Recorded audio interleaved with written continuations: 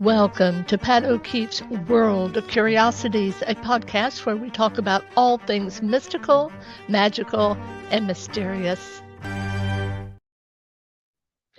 Hello, from high atop an Appalachian mountain, a portal opens to other dimensions. Welcome to Pat O'Keefe's World of Curiosities, where the focus of our program is to inform and educate the public about all things curious. Carrie is the co-founder of Indigo Psychics, and she is our guest tonight. She's been a practicing pagan since 1998. She was raised Catholic, but was introduced to places like Lilydale. And if any of you know anything about Lilydale, it is a magical place full of psychics and mediums and people who are open to the spiritual world. And she began reading tarot cards at a very young age. She was the founder of the first Wiccan study group at Langley Air Force Base in 2000 and is now a devout follower of the Old Norse Germanic path and continues to work professionally as a tarot reader. Carrie now lives in Appalachia and enjoys studying various European rooted traditions of folklore, magic, and divination. Carrie, welcome to the world of curiosities. Hey, thank you for having me. How are you? Oh, I am so fine. Could you tell, kind of, put it into a synopsis, what your path entails? Because I know there's folks out there that aren't familiar with the Norse or the Northern tradition. Well, we really there's different labels for it. You know, Asatru is one of the main movements, but I don't really subscribe to the ideology fully of Asatru. And then you have Odinism, which it's I'm not an Odinist. I just call myself a heathen, because there's a lot of similarities between the Norse and the Scandinavian paths, or the Mhm. Icelandic paths, or the Norse or whatever. But my heritage is more German, and there's some differences, a little bit, not much.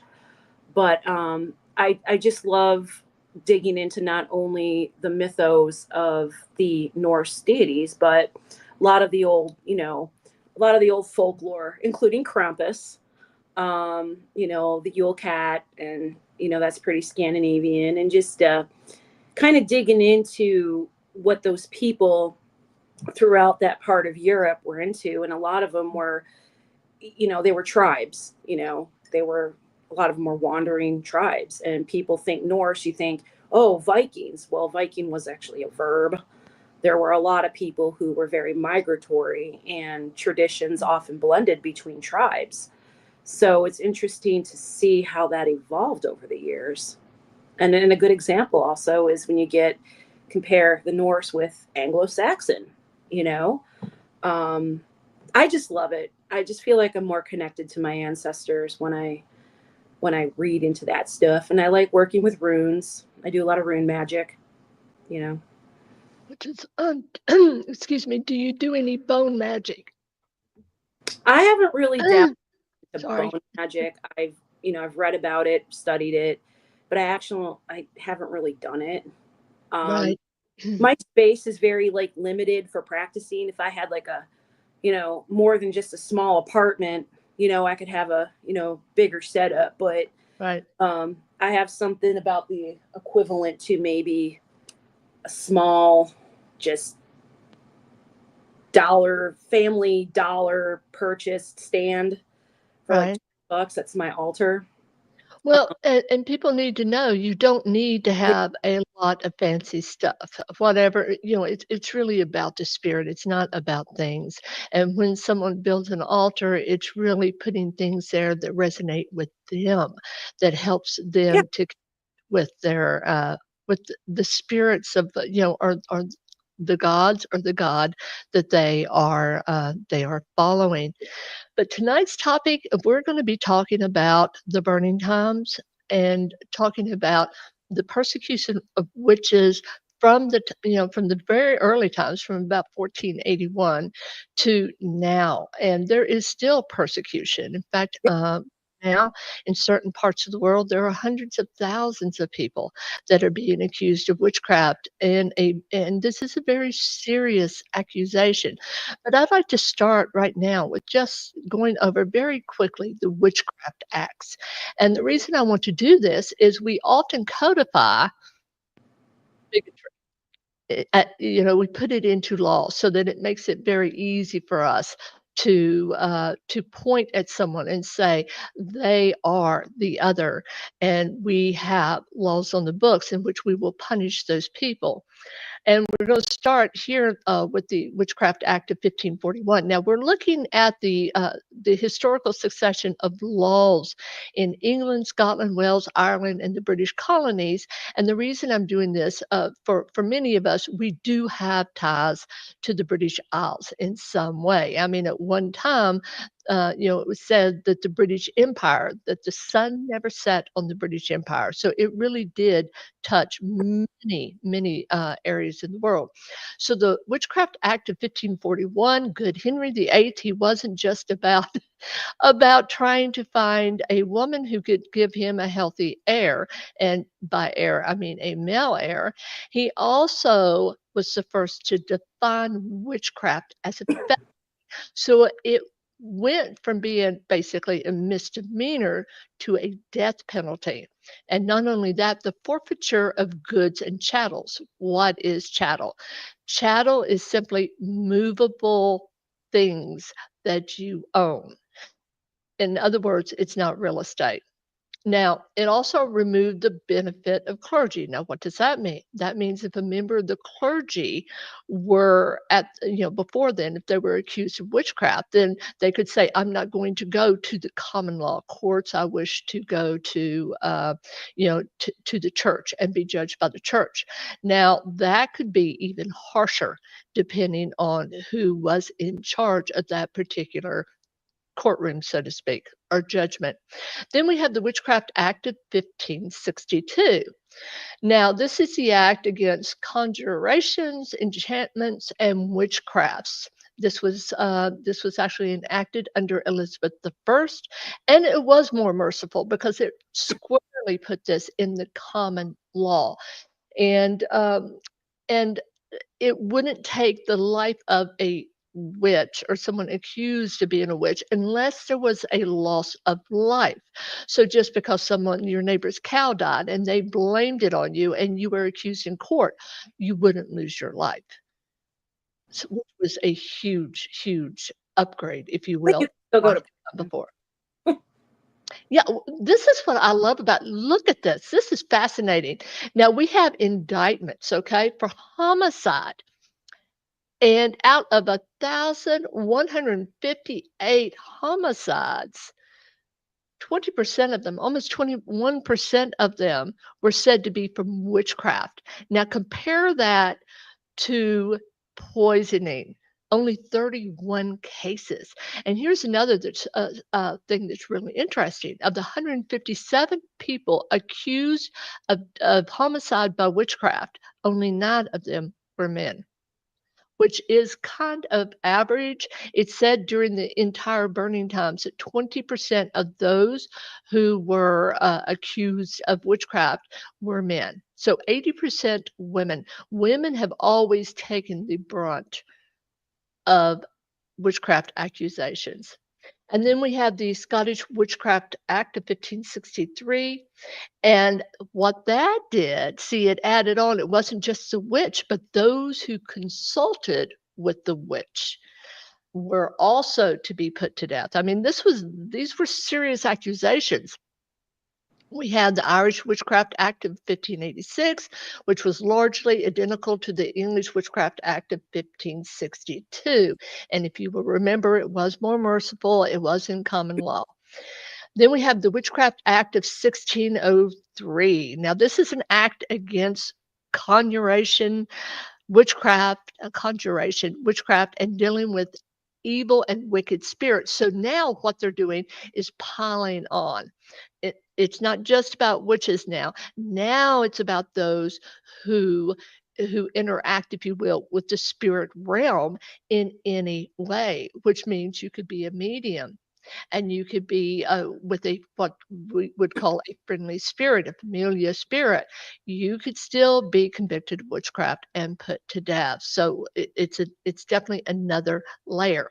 Now, this was done during James the First ascension to the throne of England, and Matthew Hopkins became the very self-styled witch finder general. This man struck fear into those who would encounter him or any of his henchmen, the witch finders, which were distributed all through Europe to root out the evil witches and any evil doers. And they did it without heart, and they did it with a very much methodically done. And the acts of Elizabeth and James changed the law of witchcraft. As we said, as a felony, accused witches were tried by common law. Burning at the stake was eliminated.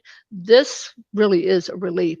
If you will read about ways to die, burning at the stake is, or burning at all, fire is the most painful way that a human can die. But they felt it was necessary in their minds when they were burning witches at the stake in Europe, in that it purifies. See, the fire purifies, and in their minds, it kept the spirit of the witch from coming back and doing more damage. And the things that they would do were absolutely vicious. Like they might behead a witch, burn the body in effigy, and put the head on a spike on, say, a drawbridge or a bridge, As a as warning to others. to others not to follow their lead, not to practice witchcraft.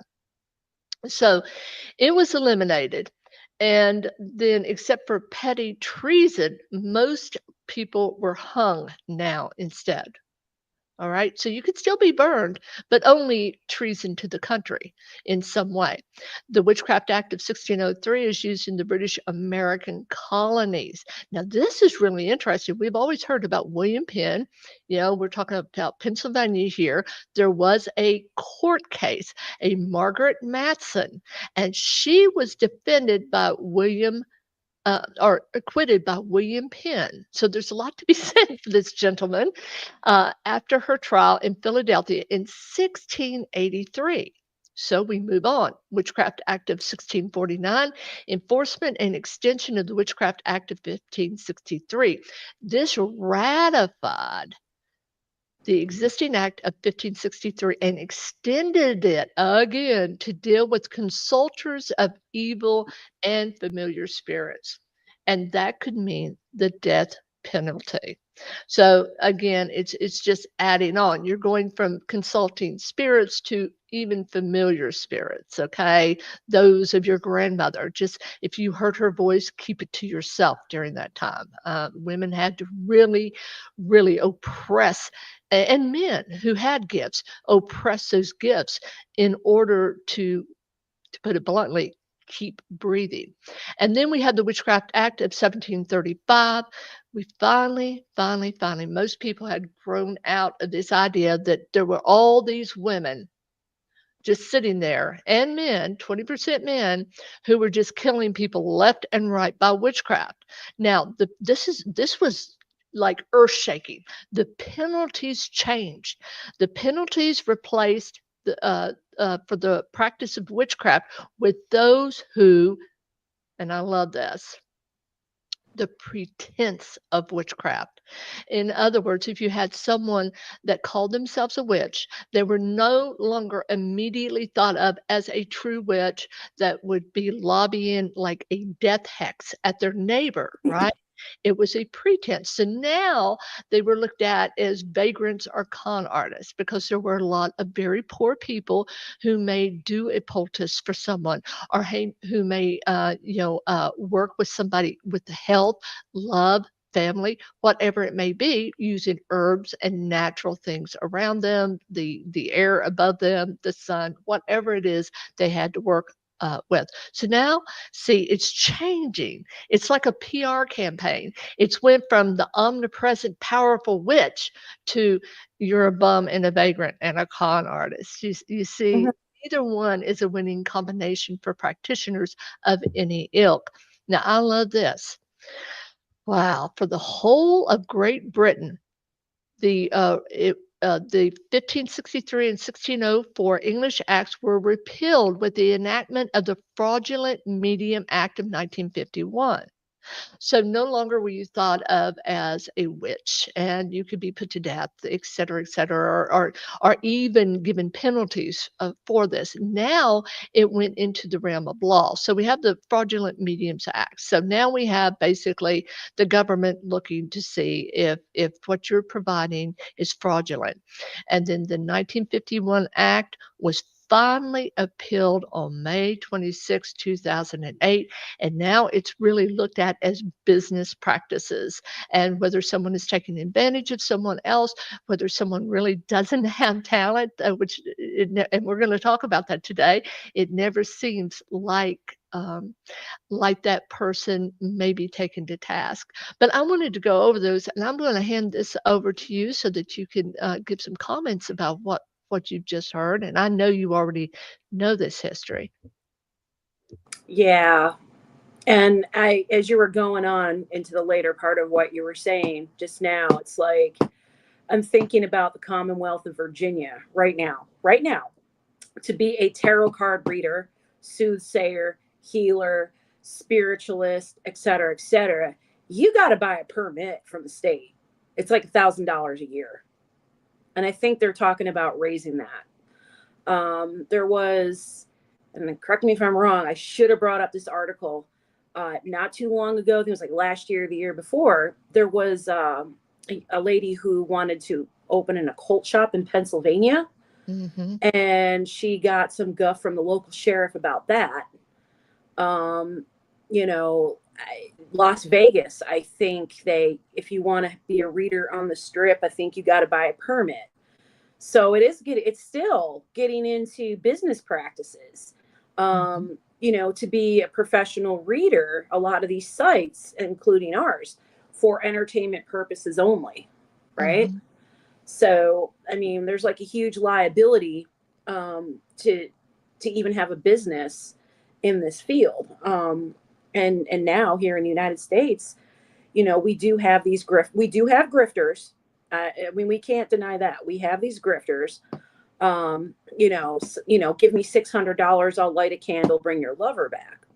I mean, we often think about, scammers from overseas. No, there's a lot of them in the United States too. So it's like they're kind of, in a way, there's this essence of old laws that, from way back then, Mm-hmm. some of which are still on the books. Mm-hmm. And they kind of use that for modern day enforcement of the esoteric businesses.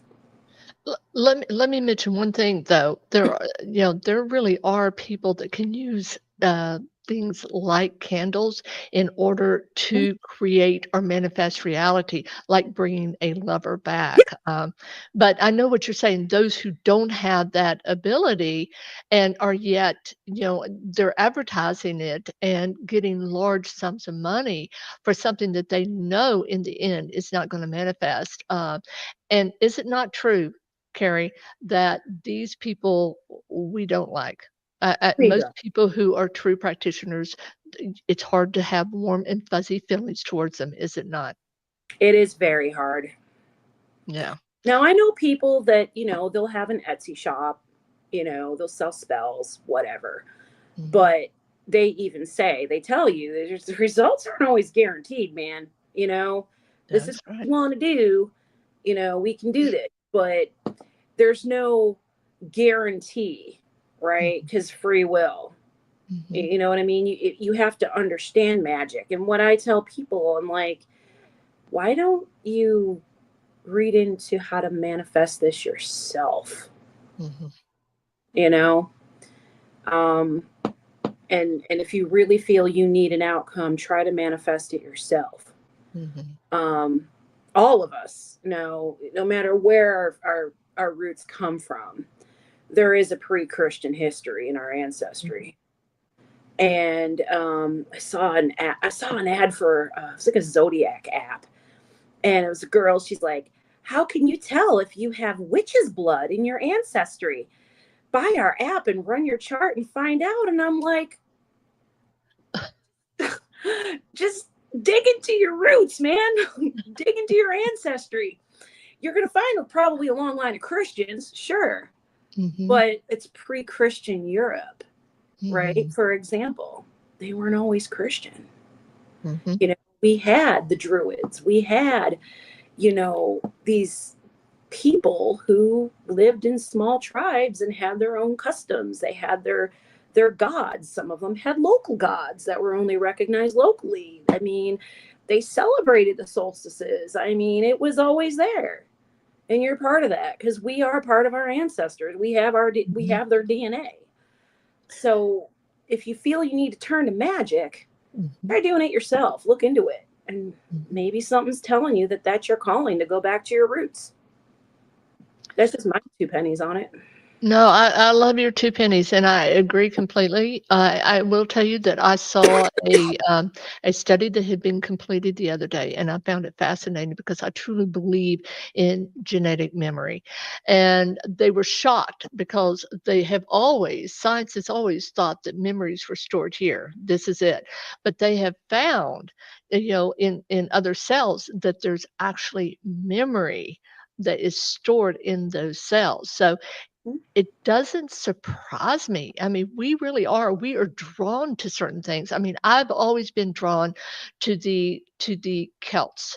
And I've gotten my DNA results back, and of course I'm from that region. But here's the thing, I'm 22% Germanic, and on top of that, I have a nice percentage of what they call Viking. And you're right, it was a verb. People in the Northlands would say, "Well, let's go a Viking," and that meant that we're going to do raids. We're going to do raids, bring back, women, because there was a dearth rather of women during that time.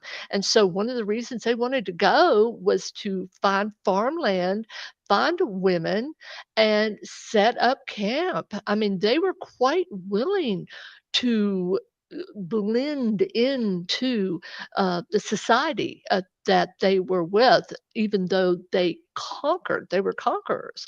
They were more than willing to become part of the landscape, which I think is beautiful. And they would oftentimes blend their religious and cultural backgrounds with what was already there. And that's why I truly believe they were so successful. My blood type is A negative, which is interesting because it's considered the blood type of the northern nations.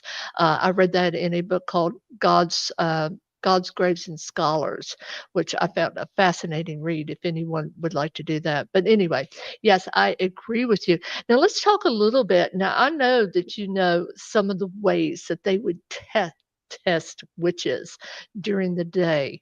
What were some of those ways? And I'll put a list up for you. Oh man. We're talking about a huge span of history here. Hmm. Warts. They were looking for warts, Hmm. certain types of birthmarks. I mean, they just kept piling onto that too. You Hmm. know, if They somebody, did. if somebody kept looking at somebody a certain way, or Hmm. they had, like, let's say, a lazy eye. Right. I mean, it just, Anything that would put them as the other, correct? or God forbid, a mental illness. Yes, yes. Yeah, one of the famous ones, and I know you know this, there's an old saying, and it is, "Let God sort them out, so we won't Hmm. worry who dies," right? And so the swimming test was a test that they would use, Oh and yeah. they would dunk you, right? They would, dunk you often just on a seat, on almost like a seesaw, put you in the water, and sometimes you would accidentally drown, but they would tie your hands behind your back, and if you got away and swam, of course you would, to live, then you were definitely a witch. But if you drowned, then let God sort it out. You were obviously an innocent soul. And then there was the prayer test, which is really ridiculous because, and I will tell you why, because in the Salem witchcraft trials, George Burroughs said flawlessly the Lord's Prayer, and yet it mattered not. They went ahead and hung him. And what was their reasoning? It was a trick of the devil, even though it was considered in court to be an important piece of defense if you could recite flawlessly a prayer, right? Mhm. And and then we have witches' marks, like you were talking about. We have witch cakes. Tituba from Salem, Massachusetts, is very famous, and supposedly it's countermeasure magic, and you would use like the blood or urine of the supposed witch, right? You would put it with rye, you would mix it up and give it to a dog. And supposedly this counter witchcraft, which I find so ridiculous, why would you use this, right? If you were out to get witches. But anyway, this dog would identify the person who was guilty. And it's really horrible too, because they had Tituba do this, and yet they used it against her in her very own trial later in in that particular witch craze. And then we have pricking and scratching. This makes me angry every time I see it. Supposedly witch marks, they would be numb, right? You couldn't really feel it. So, or they wouldn't feel it. So what they would do is they would take these like pins and they would retract. So you really wouldn't feel it, right? Mhm. Yeah. Or they'd take dull needles and sometimes they would just prick and scrape at somebody until they were bleeding all over the place. I mean, it was just awful. And then incantations, believe it or not, they might have a victim up there and say, okay, we'll let you go, maybe, if you call off the devil. And so the witch would stand up and say, I rebuke thee, free up Mrs. Thornbracken. And as soon as she did, this is a true story. As soon as she did, her name was Alice Samuel and her husband. As soon as she did that, the Throckmorton family, there were 5 daughters that were supposed to be under the spell. All of a sudden, they're miraculously okay, right?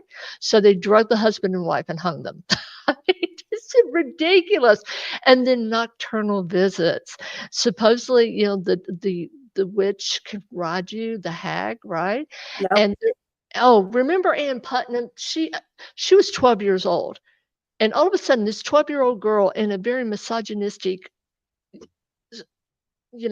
old Salem has all this power. And she actually said that, Goody Good had visited her at night and had tormented her. So nocturnal visits, and there are more, but these are just some of the ones that were common during that time. Yeah, it's sad. Yeah, it is And sad. what's even more sad is like some of the stuff is actually happening today in other parts of the world. Um, where like in parts of Africa, for example, you'll have these children that are accused of being possessed by witches because let's say you have a colicky baby or there's a toddler and they're terrible twos and some of these kids are tortured or they're just you know dumped in the middle of nowhere and just left. Mhm.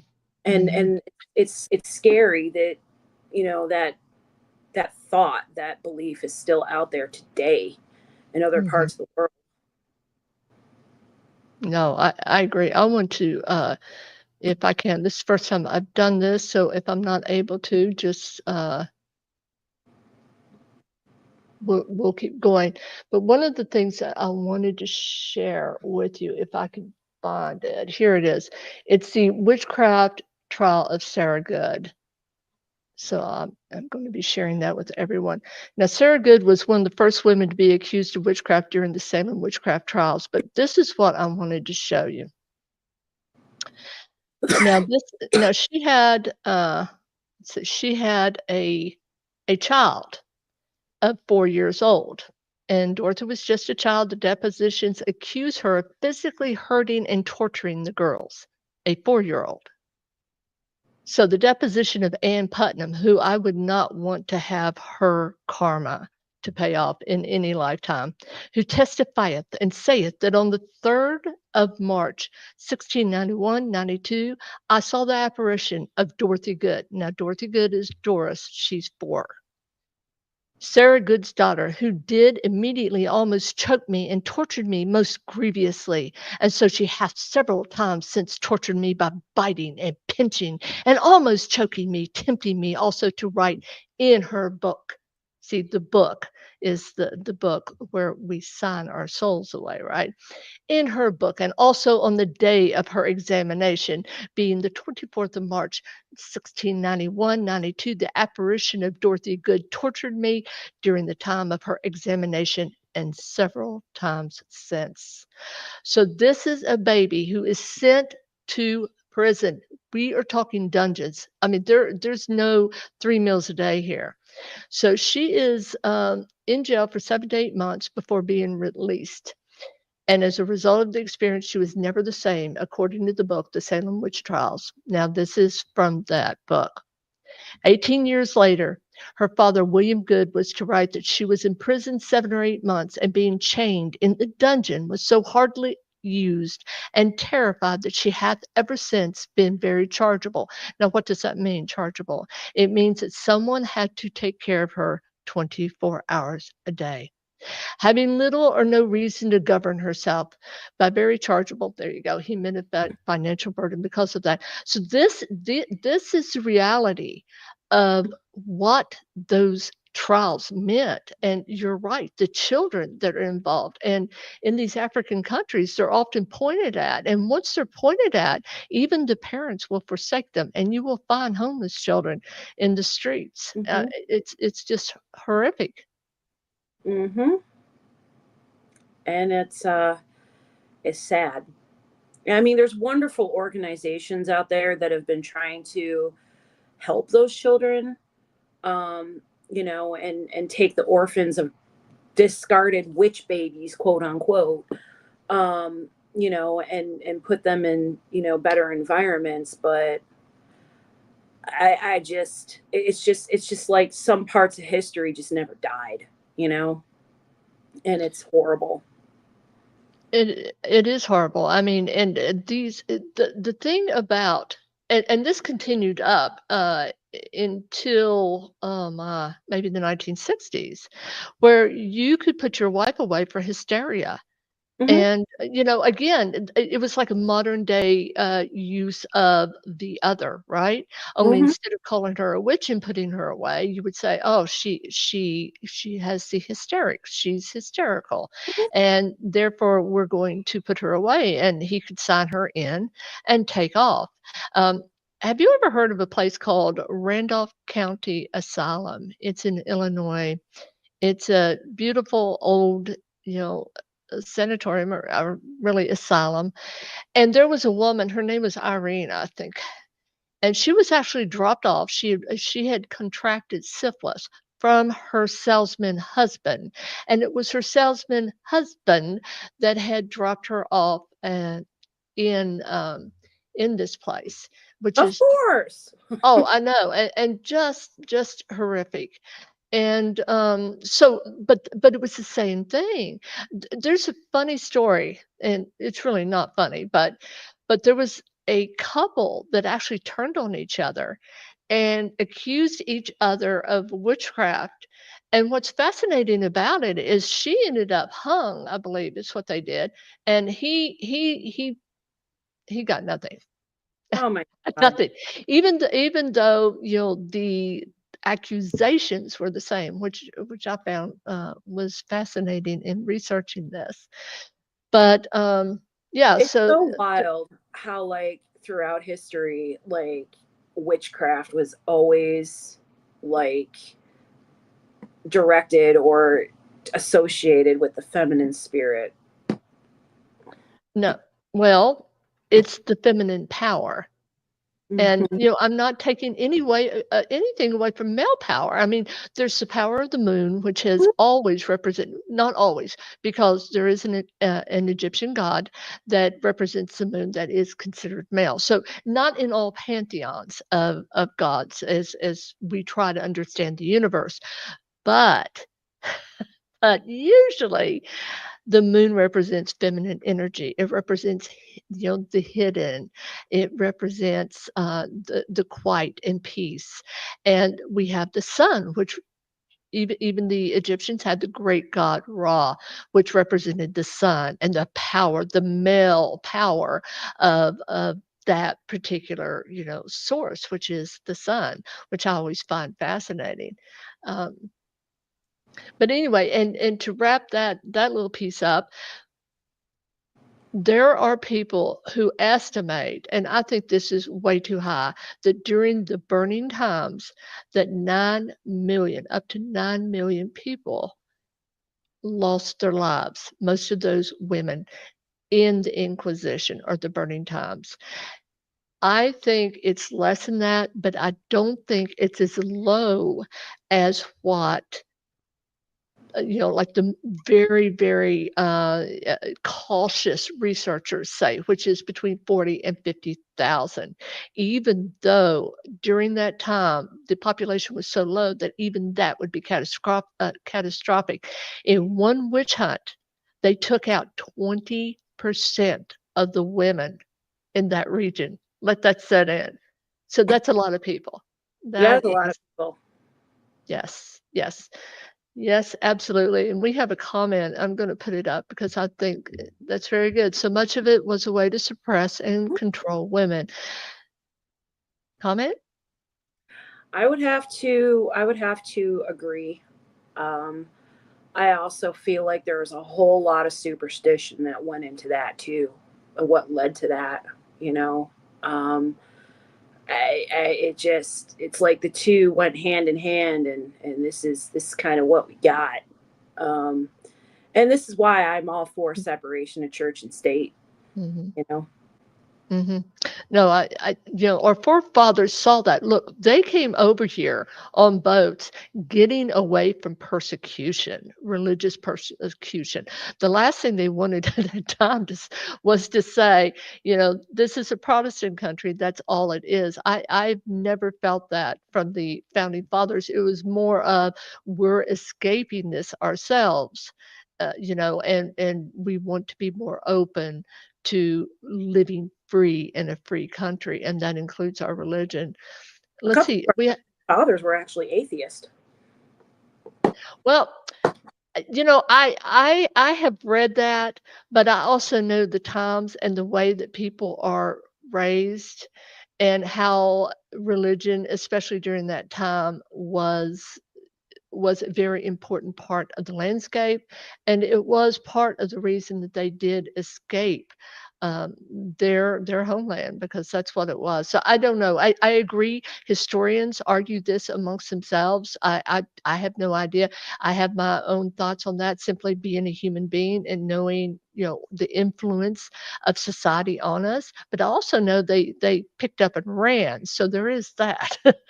Julie has a question for you. Do either of you think that those types of witch hunts could or would ever occur in the United States again?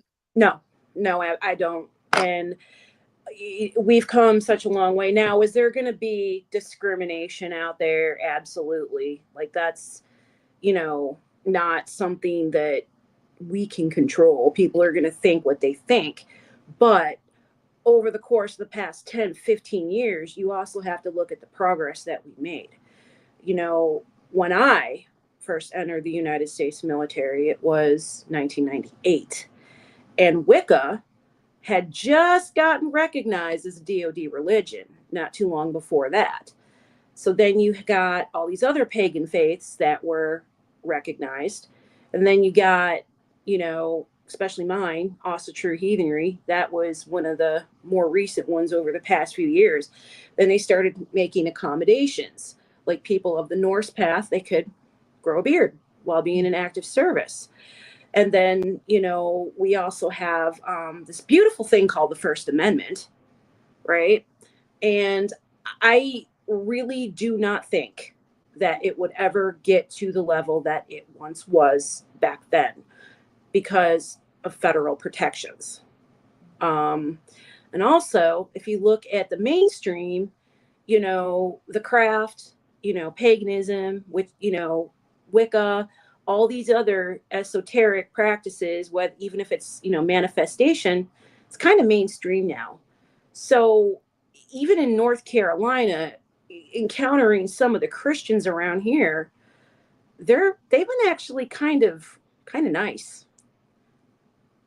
I mean, you're gonna have your butt heads out there. I mean, there's butt heads in our community, but I really don't think that we're ever gonna have to face that kind of a nightmare. I really don't.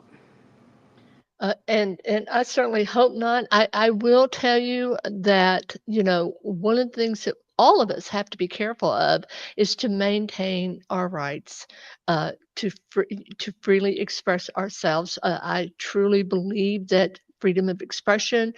is up there. We have to protect that, because that helps to guarantee a freedom of religion Yeah. in the way that we express ourselves in that way. I want to share this video real quick, and I definitely want your opinion on this, Carrie. I won't go all the way through, but for those of you who have ever heard of a man, he is a preacher. He's down not too far from where I live. Let me show you. His name is Greg Locke, Pastor Locke. And this is so perfect for this. Give me just a moment. If I can find it. If not, we'll go on. And, well, I apologize. I don't have it. But for those who have, here we go. Yes, we do. Let me share it.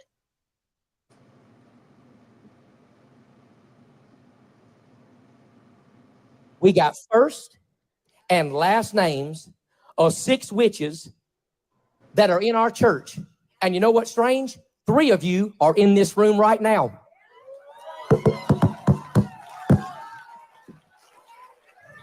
Three of you in the room right now. You better look in my eyeballs. We ain't afraid of you, you stinking witch. You devil worshiping Satanist witch. We cast you out in the name of Jesus Christ. We break your spells. We break your curse. We got your first name. We got your last name. We even got an address for one of you. You so much as cough. So I think seems that's like enough of that. what in the crackhead love? That's what I'm saying. Even though we are fortunate and live in this beautiful country, there are still people who would have it otherwise. And that's what I'm saying. We have to stay aware, and and like Julie said, stand up for our rights, and understand that not all of us, for instance, even within our own community, you practice a neo-paganism connected with the North countries. And someone like me, I just call myself an old granny woman. I mean, I'm basically a Christian who believes that there's other ways to the center, that just because uh, you don't believe in Christ as the only path doesn't mean that God is going to cut you off and say, "I do not love you." I think that God is much, much more than that, but that's my belief based on my experiences. I'm kind of curious to research old preacher man there and see how many other churches either are on board with him or say this guy has got a problem, like a big problem. you know.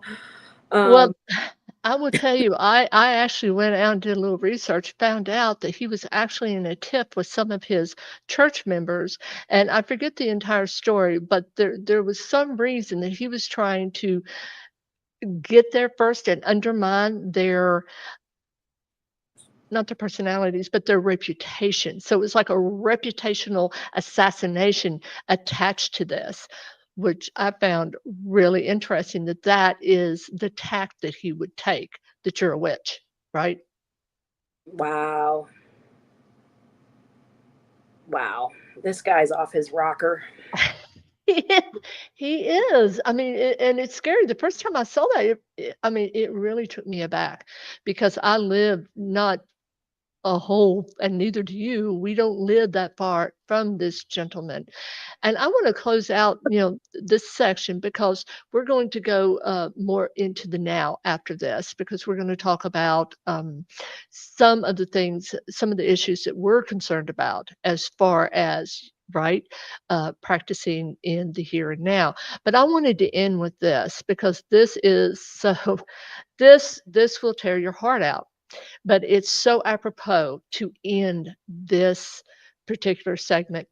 There is an Irish children's rhyme, and it goes, "Are you a witch or are you a fairy or are you the wife of Michael Clary?" And I show her face there. She is one of the last people to die, and certainly maybe the last person to die being accused of either witchcraft or being a fairy.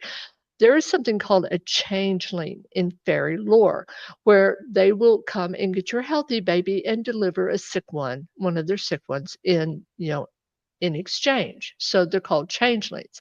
His wife, Bridget, she was née Bridget Boland, born February 1869 in County Tipperary, Ireland. So her husband was older than her. She was very independent. She was always very well dressed. She was a well-known seamstress. So she got ill. Well, he said that she was a changeling, that she was not his wife. And so he began to torture her. I mean, even members of her own family bought into this and helped him torture her. They actually put her into a fire, right? They took branding, a brand, and branded her with it from the fire. And so they were really busy torturing this poor woman who just happened to be sick. And then all of a sudden she disappears. Well, they do look for her because people in small community, people want to know where you are. And when they found her, they found a body that after examination had not only been tortured, but had been burnt to death. In the court case later, it was found that he had thrown like oil all over her from a lamp and had lit her on fire. And yet 8 people kept their mouth shut who knew what had happened to this poor woman. So she died not only being accused of, she was being accused of being a fairy, but also with the taint of witchcraft. He got 15 years for this.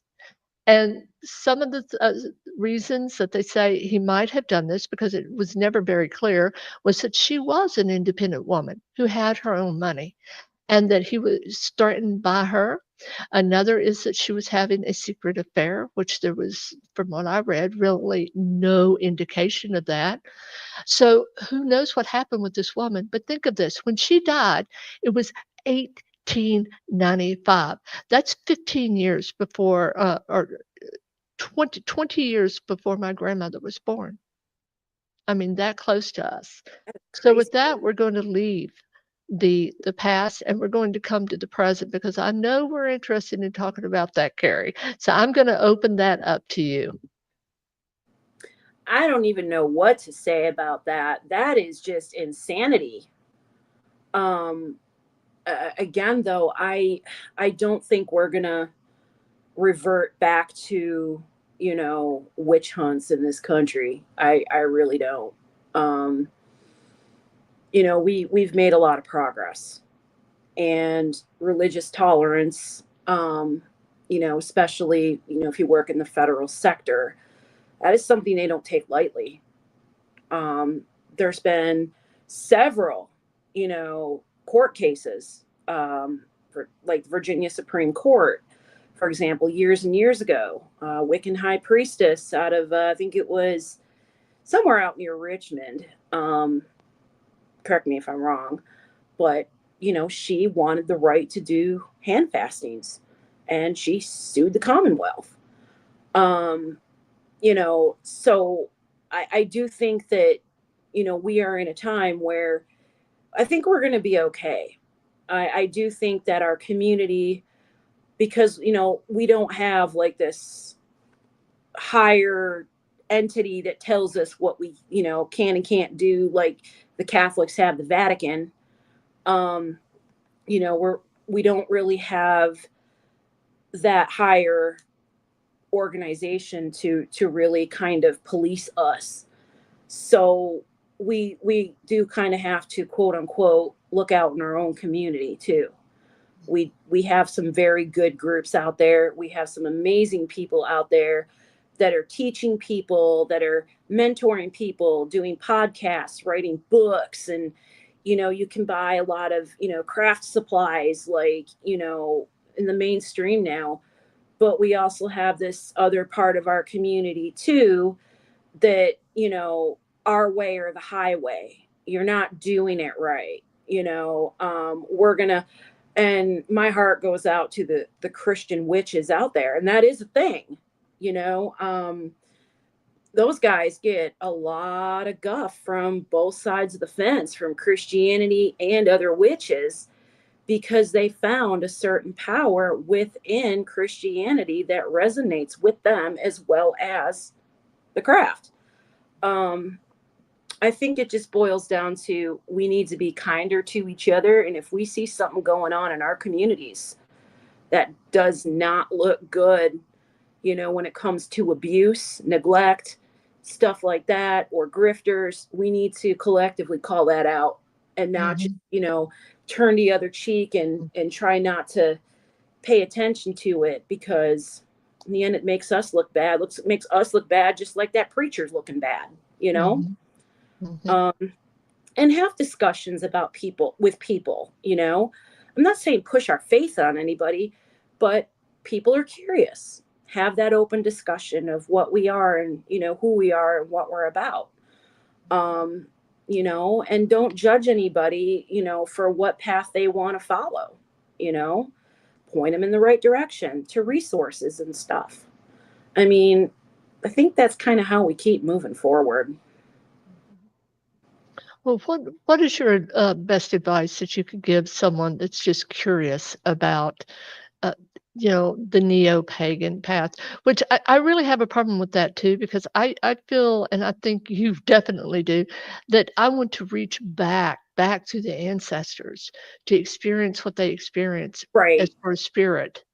So the word neo-pagan to me, it's not really offensive, because a lot of these paths, that have kind of come forward over the years, are a lot of it is reconstructed, right? And it is. And they say reconstructed because a lot of the teachings of the old ways, you really cannot find a lot, or there's a lot of holes in the teachings. Some of it got lost in translation. Some of it got lost, with the, when the Christians started moving into Europe and stuff like that. So a lot of history was erased. So they took what they had and rebuilt this path around what we do have out of history. So neo-pagan really to me isn't offensive. You know, but I do feel like anybody who's curious, anybody who's wanting to start exploring the path, I say you go find where your ancestors are from, right? You go find out about your ancestors and start reading up on what your ancestors may have done in the ancient times, and see if anything resonates with you. I mean, that's where I tell people to start looking. I know a lot, like me, a lot of people started out with Wicca, and then they just kind of found their old way from there, because once you open yourself up to that, the gods themselves start pulling you in the direction that you need to go. You feel that calling, you feel that direction. And that's the beautiful thing about it. You can kind of like create your own magical adventure if you want to. It's interesting. I was on TikTok earlier today, and I don't usually go there, but Me I neither. was, and I noticed there were a lot of people saying that the goddess Hecate was, or Hecate, or Hecate, because I've heard it pronounced so many different ways, but that she is reaching out to people, and the number of TikTokers that were saying the same thing I thought was pretty interesting. It could be that I just fed into the algorithm where I stopped to listen to the first one, I was getting the second one, but I found it interesting. I've actually noticed that too, and I'm not really a follower of that goddess. I feel she's interesting, but I've noticed a lot of people have been kind of like veering towards her for whatever reason. Um, Freya is my, she's my patron as goddess. I'll always be devoted to Freya. But even I too have, felt the need to kind of look into who Hecate is. I mean, it's I think people feel that energy of change, you know, and there's different aspects to that goddess. And then for whatever reason, she speaks to them, Mhm. you know. Well, Hecate is interesting to me because for those that don't know, she is the triple-faced goddess or triple-headed, however you want to imagine it, but it's basically one face here, one face here, and here. And she represents Maid Mother Crone in different aspects of a woman's life, but she rules over the crossroads. She rules over the underworld. She rules over, and by underworld, I mean the doorway to the underworld. She kind of like Baron Samedi that way, right? And she is also the patron goddess of witches, which, most people who practice anything are sometimes simply drawn to her regardless whether or not she's in their historical path, which I find also interesting. Yeah. I mean, what calls to you calls to you. You don't have to follow, the ways of your ancestors. I just tell people that's a good starting point, you know. Mhm. You don't have to like, oh, well, I don't know if I should go over here because that's not in my ancestry. No, if it calls to you, go for it. Mhm. I absolutely agree. Is there anything else you'd like to share before we begin to wrap up? Um, well, if anybody, is interested, and you like coffee, visit, indigopsychicscoffee.com. We got some great flavors. We got some witchy themed stuff over there. We got some tea, and if you Yes. want psychic reading, we got some great readers on board. And I will tell you that Is it okay? having I asked you first. I'm sorry. no, no, no. That's exactly what I was looking at is, did you have anything that you wanted to share? And I will tell you from personal experience, they were kind enough to actually provide coffee for a seance that we had. We had a seance in high tea, and it was the bomb. Everyone bragged about it. Oh, So, wow. and that, yes, it was wonderful. We did get a short little clip of that and, a little ad and had gotten that to you all, but yes, so their teas truly are amazing. I can speak from firsthand experience. And also, is there any way that someone could get in touch with you if they just wanted to connect? You can email me at indigopsychics.coffee@outlook.com. Not Hotmail, Okay, Outlook. okay. I get too confused, but it's indigopsychics.coffee@outlook.com. I Alright, try to I try to keep my social media in my, more personal circles these days. Uh, I could tell that. I mean, and you know what? You almost have to. I'm gonna show this just so people can take a gander real quick before we move on. And this is one of their pages. It is Artisan Tea, and you'll see their logo up there. So, yes, if you have a hankering, as we say in the country and on the mountain, for tea, then you may be very interested in this. And they also, as she said, they also have psychics that you can connect with through her company, which I find fascinating. Now, I just want to say a couple things. I do have a new book out. It is called Lunar Manifesting, right ooh, here. Yeah, hardback, and it is Moon Magic, Mirror Magic, and the Witch's Ladder. It's a small read. It's not a super thick book, so it's really nice if you just want some answers about how to connect these types of magic with, say, crystals or herbs, that sort of thing. So short, sweet. Also, the time of the month. Is it a full moon? Is it a new moon? Whatever. How you would connect your magic to that, or if you were a very religious person, more in the Christian way or Christian, but with a very spiritual, connection. It may be that you want to connect the phases of the moon with the types of prayers that you do. So that, and also just to let everyone know, I just got back from Florida. I did some extensive training in forensics hypnosis, which Ooh. I'm extremely thrilled about. Yeah, it's a type of hypnosis that they use in investigatory uh, way with police in order to be able to hypnotize someone and be able to recover memories. And for anyone that knows me, they know recovered memories and past lives is where I focus my practice. So anyway, thank you all for being with us. We are thrilled that you all have joined us tonight. Thank you all. You have no idea how much this means to me. Thank you. And yes, absolutely, Carrie. And tune in next Thursday night at 8 p.m. for Pat O'Keefe's World of Curiosities. Until then, stay witchy and wonderful. Good So night, we will everyone. absolutely night, Carrie. Bye.